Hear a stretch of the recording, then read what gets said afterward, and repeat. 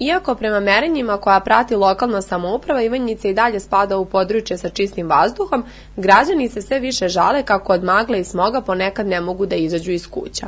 Pre samo par godina Ivanjica je bila poznata po izrazito čistom vazduhu, zbog čega su pojedini njeni delovi dobili obeležje vazdušne banje.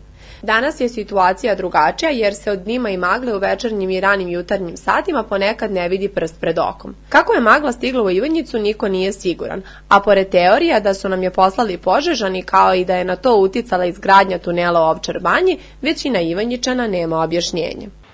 Iz Požege. Odakle će dođe? Od maglaša. Da li ste vi možda čuli priču o nekom tunelu koji je prokopan u Ovčar banji pa se onda magla preselila kod nas?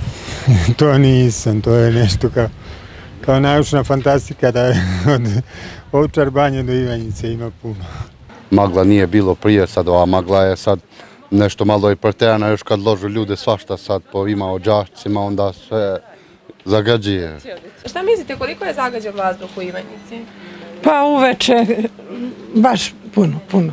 To nije ranije bilo, nikad to nije bilo u Ivanjici. Ivanjica je bilo uvek čisto. Sad od mnogo loženja verovatno da je i vazduh zagađen. Pa mislim da je zagađen dosta. A pratite to zbog dece? Naravno, gledamo na onoj aplikaciji da li je zagađen i koliko, ali mislim da je dosta i osjeća se i zbog tog loženja, verovatno i zbog peleta, zbog svega toga. Baš je zagađen. I kako popodnevne, možete da izvedete? Ne, nikako, magla, znači baš je loše. Pa sve zavisi šta stavljaju od drveta, sve šta rade. Zavisi, kad bi bio gas, možda bi bio lakši vazduh i sve zavisi. Kako je mogućnosti država i sve.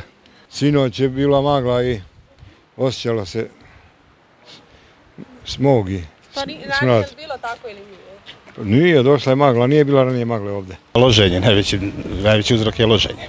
Jel pratite inače stanje vazduha, na primjer? Pa ne pratimo ovako, možda preko malih ekrana čujemo o zagađenju. Šta mislite, kako je u Ivanjici? Pa mislim da je zagađeno dobro. Ja mislim da je sad zagađen. Šta je sve uzrok tome sem loženja?